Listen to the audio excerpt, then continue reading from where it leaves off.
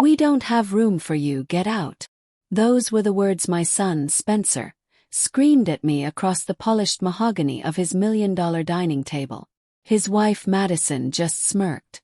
They saw a frail old woman, a relic, a burden to be discarded.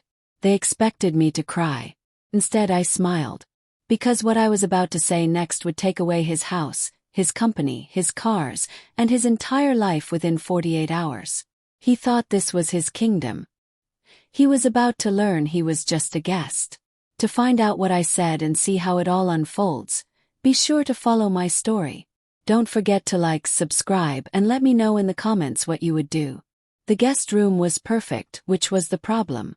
It had the impeccable, sterile perfection of a luxury hotel suite where you're never allowed to check out. The walls were a tasteful, neutral gray. The king-sized bed was layered with expensive linens I was afraid to wrinkle. Every surface, from the polished mahogany dresser to the glass side tables, was kept clear, save for a single artfully placed orchid. My things were confined to the walk-in closet and the drawers of the dresser, hidden from view. Last week, I'd placed a small silver-framed photo of my late husband, Arthur, on the nightstand. The next morning it was gone. When I asked Madison about it, she gave me that bright, brittle smile of hers. "Oh, Bea," she'd said, her voice tinkling like ice in a glass. "It was just cluttering the aesthetic. We'll find a nice spot for it in a memory box." I never saw it again. My days followed a quiet, rigid schedule. I would rise early, stay in my room until I heard Spencer's silver BMW roar out of the driveway, and then I would drift into the kitchen. It was a cavern of Italian marble and stainless steel, a place where a celebrated chef catered their dinner parties, not a place where a mother made her son's favorite cookies. Spencer, when he was home, barely saw me. His eyes were perpetually locked on the screen of his phone. His world condensed into a glowing 4-inch rectangle of stock alerts and urgent emails. A "good morning, dear" from me would earn a vague, distracted grunt. They weren't overtly cruel, not in a way you could point a finger at. It was a cruelty of 1,000 tiny cuts. It was the way conversations would halt when I entered a room, then resume on a different, trivial topic. It was the way Madison would rearrange the throw pillow I'd just used, as if erasing any trace of my presence. They treated me like a piece of antique furniture they'd inherited, valuable in theory, but dust-prone and horribly out of style. My only true solace was Noah.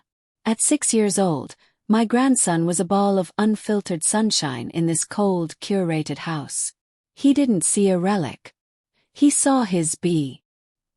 He would sneak into my room in the afternoons, his small hand clutching a drawing of a lopsided superhero or a 6-legged dog. "This is you," he'd said yesterday, pointing to a smiling stick figure next to a giant, wobbly robot. "You have super laser eyes to find my lost Lego." I'd hugged him tightly, the crisp, clean scent of his hair a balm to my soul. In those moments, I could almost convince myself this gilded cage was worth it. For him. I was a guest in the life I had built for my son, a silent observer in the house Arthur and I had dreamed of. And I was learning with each passing day that guests, like fish, begin to smell after 3 days. I had been here for 3 years. Spencer's briefcase sat by the front door, a sleek black leather rectangle embossed with a single sharp M. Meridian Corporation. Seeing it always sent a pang through my chest, a mixture of pride and a sorrow so deep it felt like a physical ache. I remember the day the idea for Meridian was born. Spencer was just out of business school, full of fire and ambition. He had a vision for a logistics software that he claimed would revolutionize the shipping industry. All he needed was capital, substantial capital.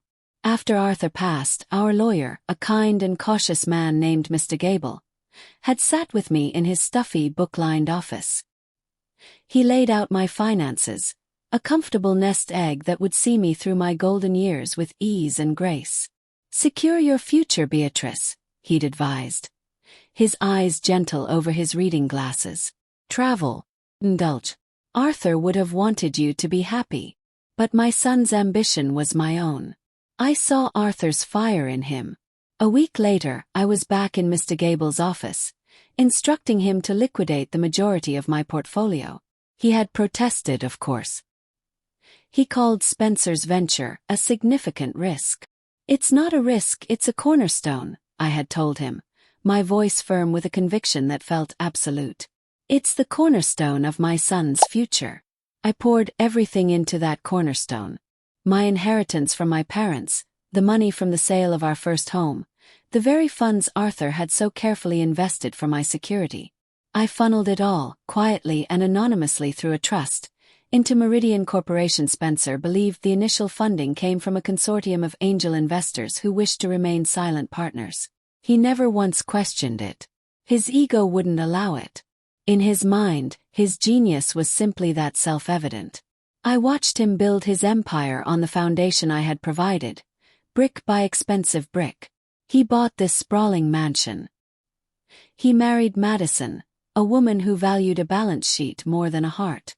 And I, the silent, invisible investor, was eventually invited to move in when my own smaller home became too much for me to manage alone.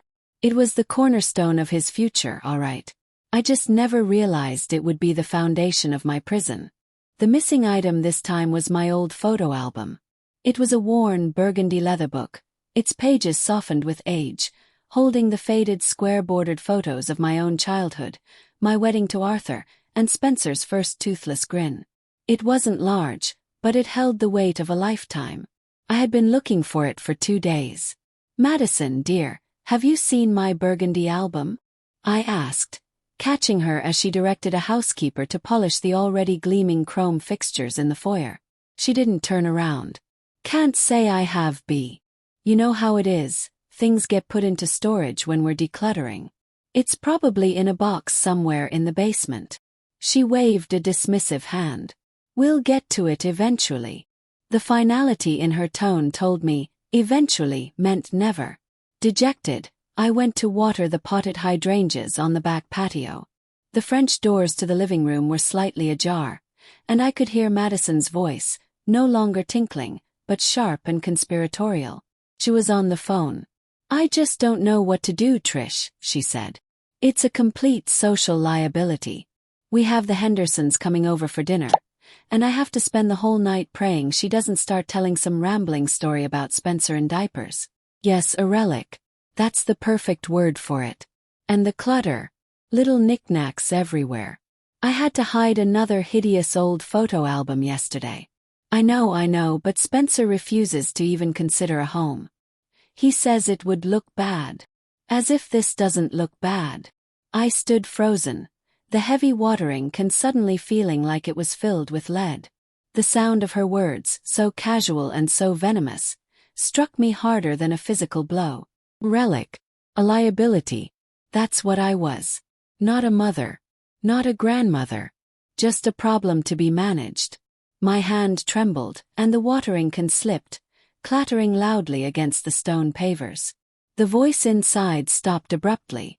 A moment later, Madison appeared at the door, her face a mask of polite concern. "B, are you all right? Did you drop something?" I looked at her, truly looked at her, and for the first time I didn't see my daughter-in-law. I saw a stranger who resented the very air I breathed in her home. I nodded slowly, my voice a dry whisper. "Yes, I think I did." The air in the dining room was thick with the scent of roasted duck and expensive perfume. Every piece of silverware was aligned with military precision. Madison was practically vibrating with anxiety. Her smile stretched so tight it looked painful. Spencer was at the head of the table, projecting an aura of relaxed power that was entirely fake. Their guest, a potential investor named Mr. Davies, was a jovial man with a booming laugh who seemed genuinely charmed by the grandeur of it all. He was polite to me, asking about my life with a warmth that felt like a foreign language in this house. Feeling a rare flicker of inclusion, I made a mistake.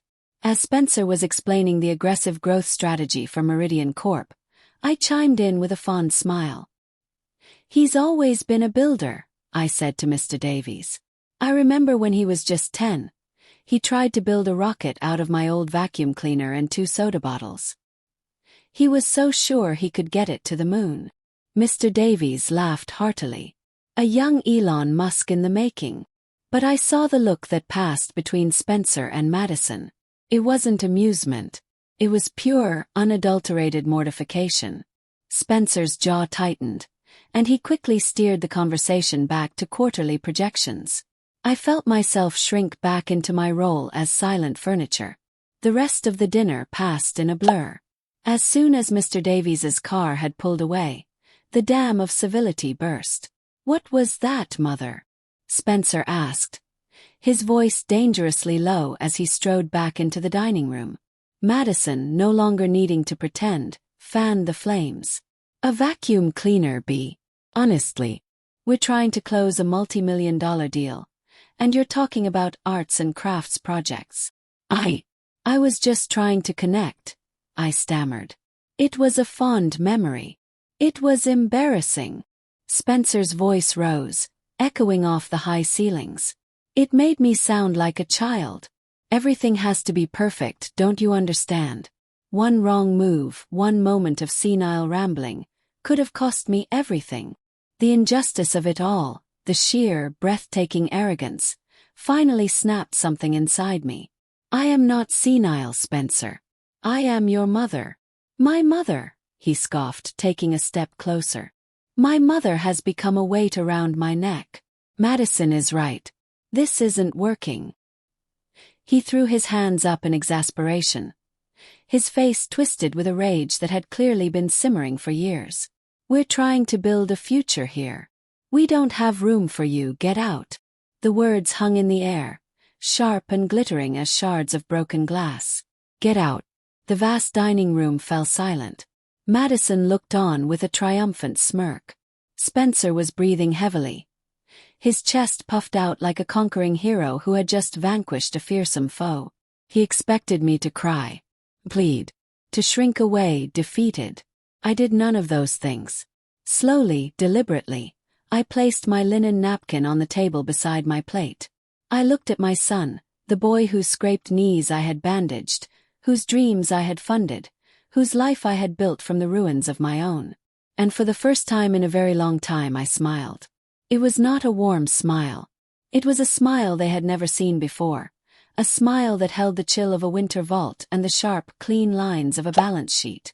"You shouldn't have done that to me, Spencer," I said, my voice quiet, yet it cut through the silence like a diamond. It was no longer the frail, wavering voice of a little old lady. It was the voice of an executor, founder, queen. Spencer's angry posture faltered, replaced by a flicker of confusion. "What?" I let the smile widen slightly. "Because." I paused, letting the word hang in the air, savoring the moment the entire world shifted on its axis. "This house you're kicking me out of. The car's in the garage. Your entire company, Meridian Corp." I leaned forward, my eyes locking onto his. "They were never yours. They are assets held in the Arthur Harrington Legacy Trust. A trust that I, as the sole remaining executor, control completely." The color drained from Spencer's face. Madison's smirk vanished, replaced by a mask of slack-jawed disbelief. "And your treatment of me," I continued, my voice as calm and steady as a surgeon's hand, "just violated the familial duty of care clause, detailed in Section 4, subsection B. A clause my lawyer insisted we include to protect the family's primary benefactor, me." I rose from my chair, my movements fluid and sure. "The revocation of your signing authority, your board seat, and all associated privileges is already in motion. Consider this your official notice." I looked from my son's ashen face to my daughter-in-law's, which had turned a pasty, sickly white. "You have 48 hours. Dawn on the first day broke with a cold, clear light that seemed to mock the turmoil in the house. I had slept soundly for the first time in years. I rose, dressed, and placed a call to my lawyer, Michael Gable, before the sun had fully crested the trees. "Good morning, Michael," I said, my voice even. "Proceed with Phase 1. Are you certain, Beatrice?" His voice was laced with the same caution he'd had all those years ago. "I have never been more certain of anything in my life," I replied, and gently ended the call. Downstairs, the chaos had begun. I could hear Spencer's frantic, barking voice from his home office. What do you mean the corporate accounts are frozen? By whose authority? The executor of what trust? A pause, then a roar of disbelief. That's impossible. A few minutes later, Madison's shrill cry came from the kitchen. Spencer. My card was declined. The platinum card. I was trying to order groceries, and it was declined. I took a slow, deliberate sip of the tea I had brewed in my room. The first domino had tipped.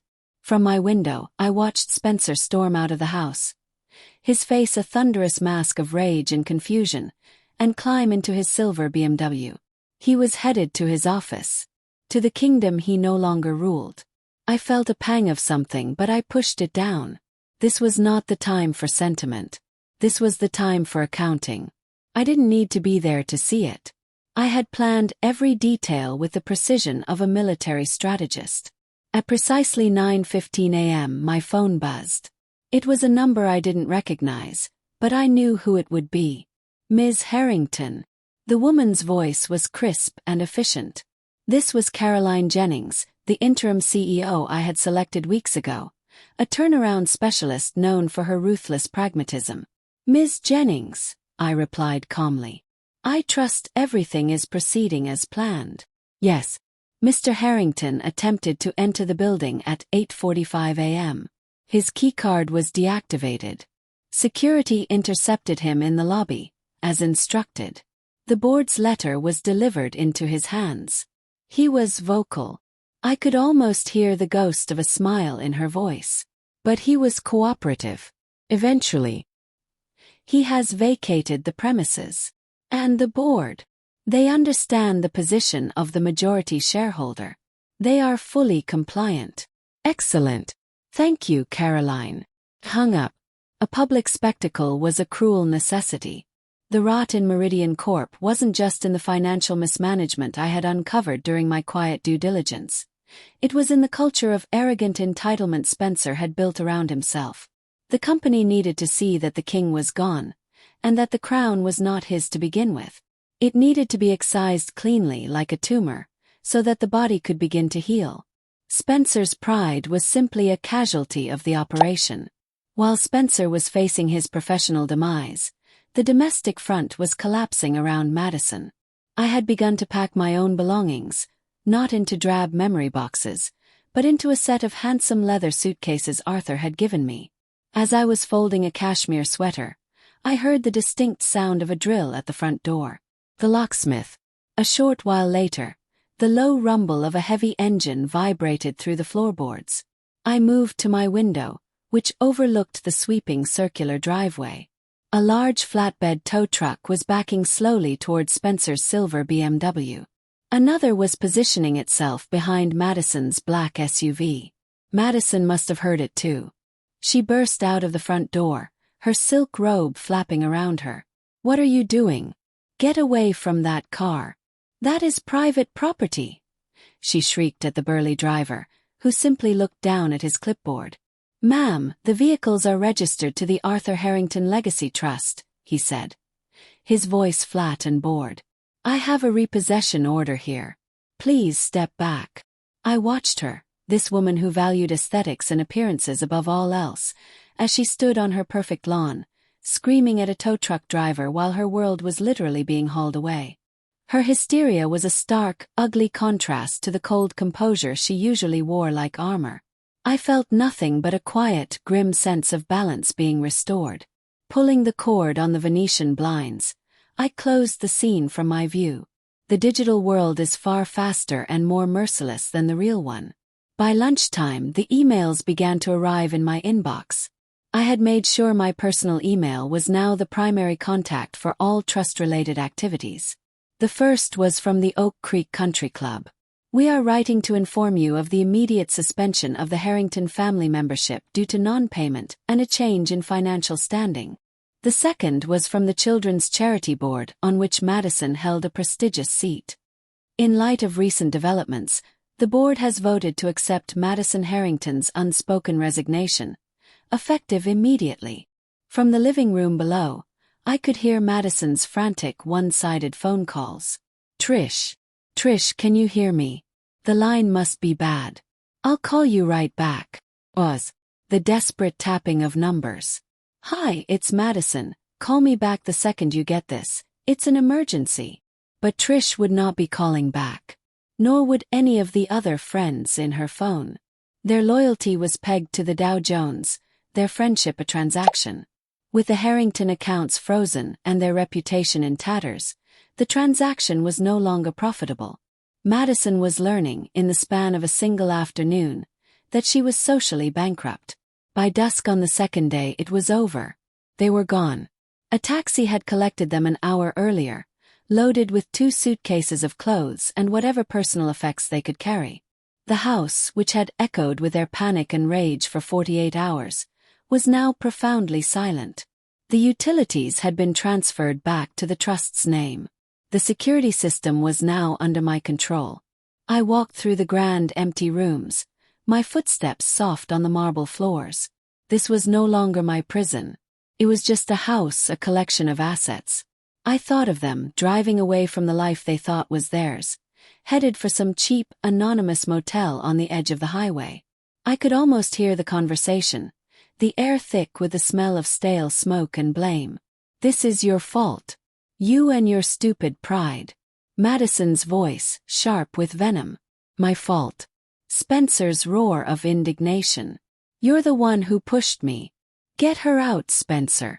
She's a liability. Those were your words. I felt a pang then, not of satisfaction, not of pleasure, but of a deep, weary finality. I had not done this for revenge, not truly. I had done it because the ledger was horrifically out of balance. I had given love, sacrifice, and the very foundation of my life. In return, I had received contempt and dismissal. An account like that cannot go unsettled. I stood in the center of the great room, the last rays of sunlight slanting through the towering windows, and took a deep breath. The move had been made. The board was cleared. Checkmate. From the 40th floor, the city was a tapestry of glittering light, a silent, sprawling kingdom. My new apartment was smaller than the mansion's guest wing, but it was entirely mine. The air didn't carry the scent of Madison's expensive, cloying perfume, but the faint, familiar smell of my own books and the Earl Grey tea I favored. My real photo album, the worn burgundy one, sat on the coffee table where I could see it. There was no triumph in me, no thrill of victory. Looking out over the city lights, the same lights that illuminated the Meridian Corp Tower, I felt only the heavy, somber weight of what I had done.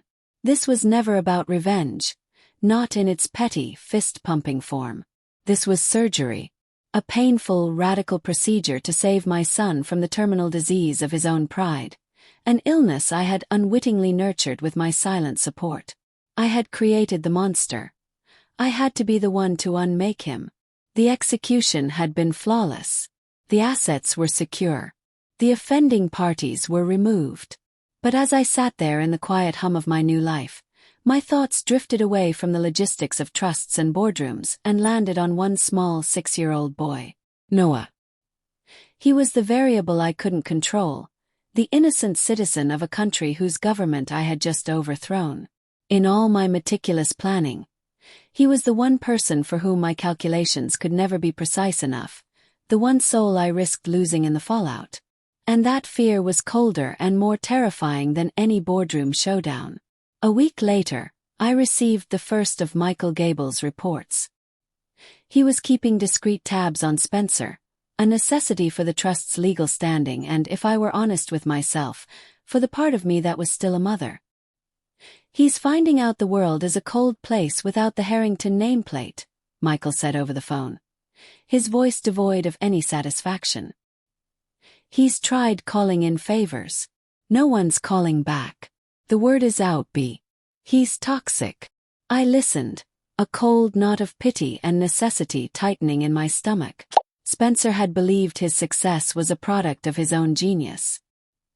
He was now discovering it was a product of my inheritance. He had been standing on my shoulders all along, thinking he was a giant. Has he found any work? I asked, dreading the answer. Michael paused. He has. He started yesterday. Another pause. He's working at a Home Depot out by the airport. In the lumber department. The image hit me with the force of a physical blow. My son.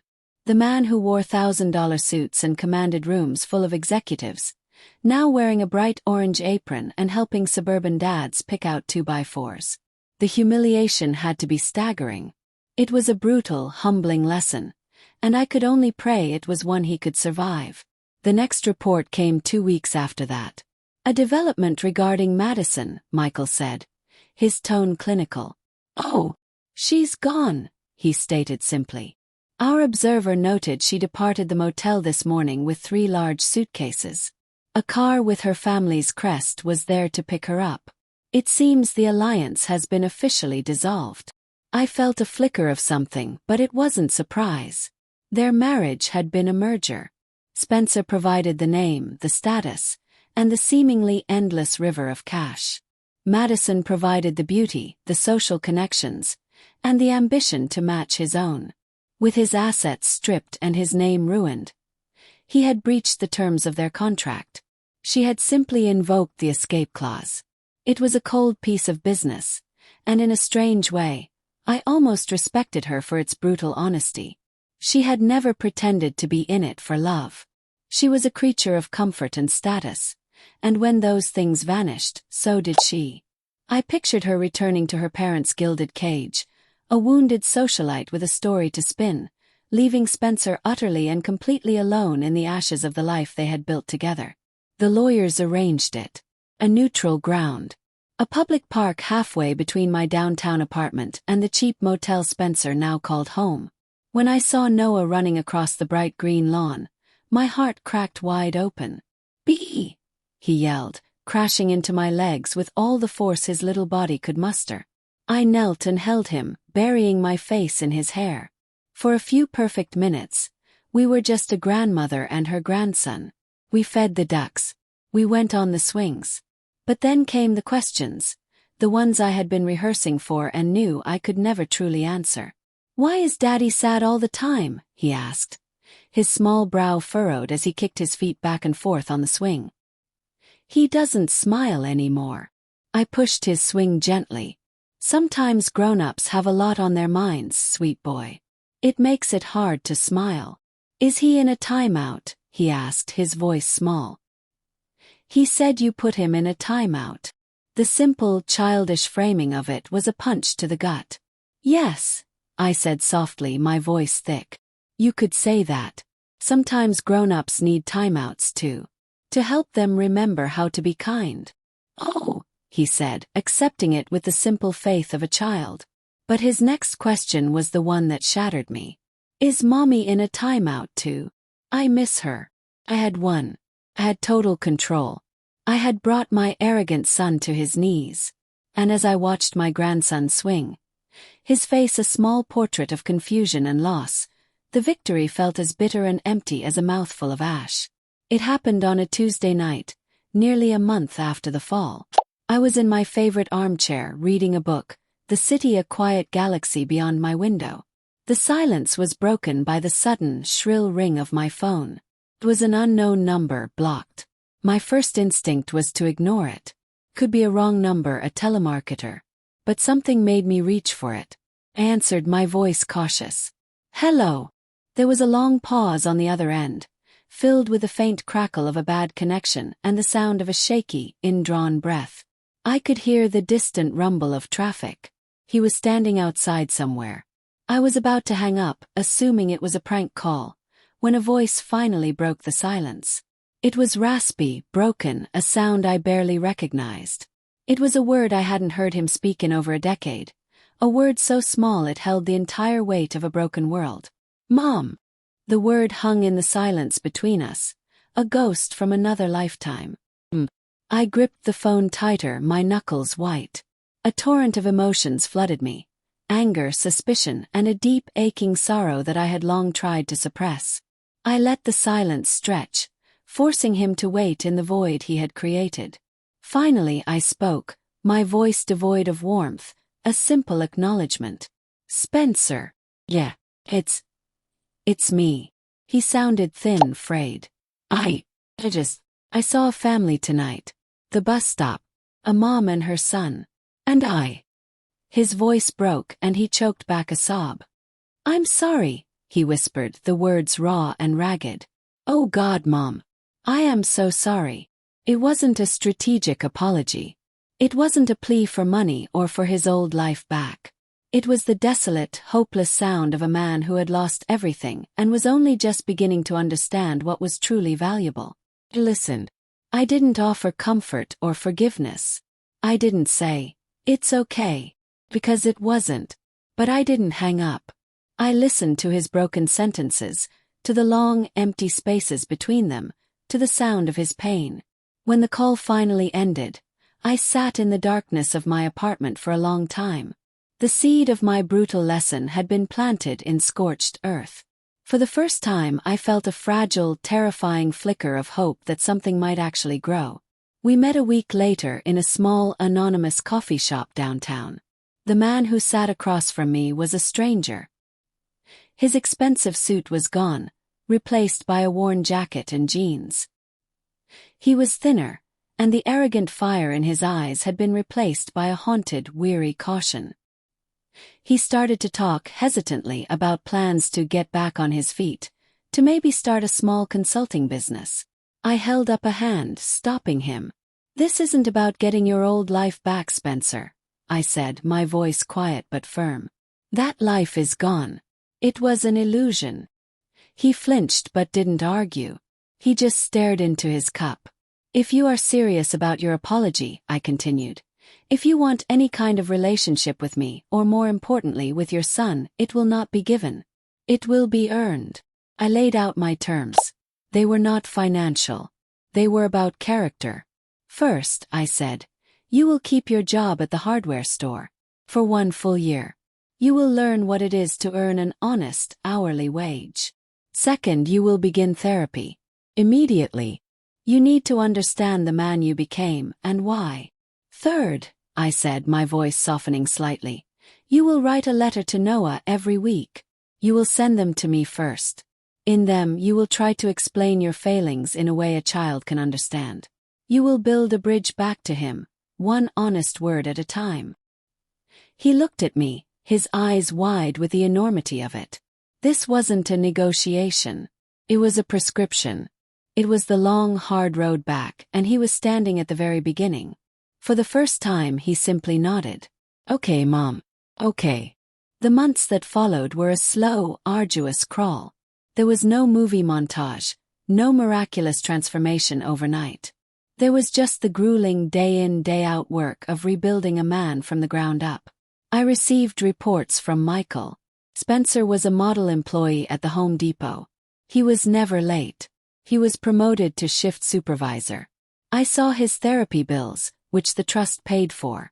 He never missed a session. But the real proof was in the letters to Noah. The first few were stilted, full of clichés and veiled excuses. Daddy made some mistakes. But as the weeks turned into months, they changed. They became more honest, more vulnerable. I thought having important things made me an important man. I was wrong, buddy. Being your dad is what makes me important. One afternoon, on my way back from an appointment, I drove past the hardware store. I saw him in the parking lot, laughing with a coworker. His shoulders relaxed in a way I hadn't seen since he was a boy. He wasn't the powerful CEO anymore. He was just a man who looked content. The knot of fear I had been carrying in my chest for a year began to loosen. A year to the day after his first phone call, I invited him to my apartment for dinner. I invited Noah too. The contrast to that last, fateful supper was stark. There was no roasted duck, no crystal glasses. I cooked a simple lasagna, the same recipe Spencer had loved as a child. We ate in my small dining nook, not the cavernous, echoing hall of the mansion. The man who came was not the broken shell from the coffee shop. He was quiet, but it was a comfortable quiet. He had a new confidence, one that didn't come from a bank statement, but from within. He talked about his work with a simple pride. He told a funny story about a customer trying to build a deck with no right angles. He and Noah had an easy rapport, built on a year of park visits and honest letters. He was present, truly present, in a way he never had been when his mind was on stock prices and corporate takeovers. As I watched my son help my grandson cut his lasagna, I felt a warmth spread through my chest that no amount of wealth could ever buy. The power dynamic was gone. The resentment was gone. In its place was something fragile, new, and infinitely more precious. A family rebuilt on a foundation of humility. The story did not end with me giving him his old life back. That would have undone the entire lesson. Instead, I gave him something better, a purpose. I had liquidated most of Meridian Corp and the other assets. A portion I set aside for my own comfortable retirement. The vast majority I used to create a new, heavily regulated entity, the Noah Harrington Education Trust. Its sole purpose was to fund my grandson's future and support select children's charities. I called Spencer to my apartment a month after our dinner and laid the documents on the table. "I need someone to administer the trust," I told him. "It's not a CEO position. There are no stock options. It's a job. With a modest salary. You'll manage the investments, you'll vet the charities, you'll protect his future. Your son's future." Tears welled in his eyes as he looked at me, understanding the gift he was truly being offered. It wasn't money. It was trust. Our lives are quiet now. The mansion was sold. I remain in my apartment. Spencer has a small 2-bedroom place near Noah's school. Sometimes on a Sunday we meet at the park. I sit on a bench while Spencer, a man I am finally truly proud of, pushes his son on a swing. Higher and higher he goes, his laughter echoing in the clear afternoon air. I took everything from my son. His company, his house, his wife, his pride. And in doing so, I had finally given him a chance to gain what truly mattered. And so our new life began. Not in a mansion built on arrogance, but in public parks and small apartments built on forgiveness. I took away my son's fortune to give him back his soul. But even now I leave the final verdict to you. Did I go too far in the beginning, or was that brutal lesson the only way to save him? Let me know in the comments. Was it #justice or was it just #cruel? I can't wait to read your thoughts.